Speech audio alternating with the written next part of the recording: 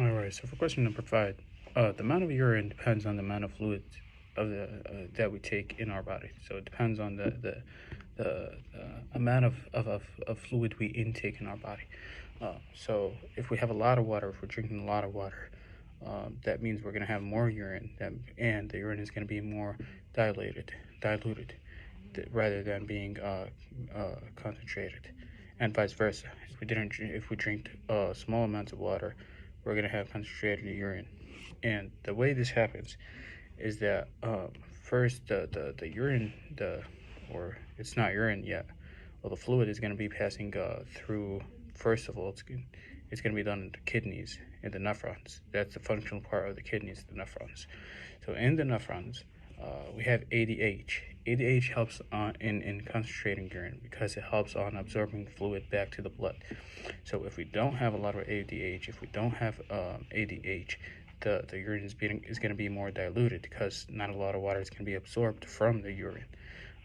So ADH is one of the factors that affects the dilution, and the concentration of urine.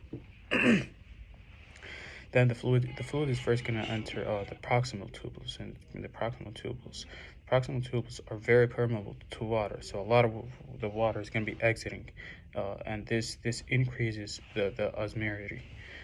Then after that, it's going to go through the loop of Henle, and then it's going to go up in the distal tubules. The distal tubules are not as permeable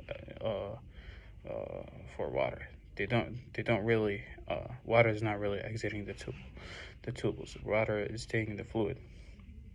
However, there are some pumps like potassium, calcium, where the distal pumps out these things.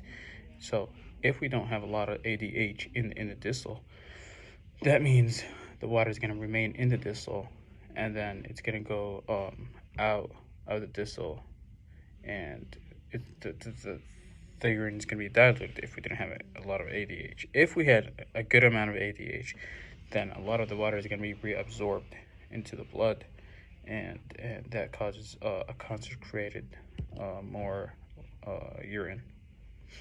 Thank you.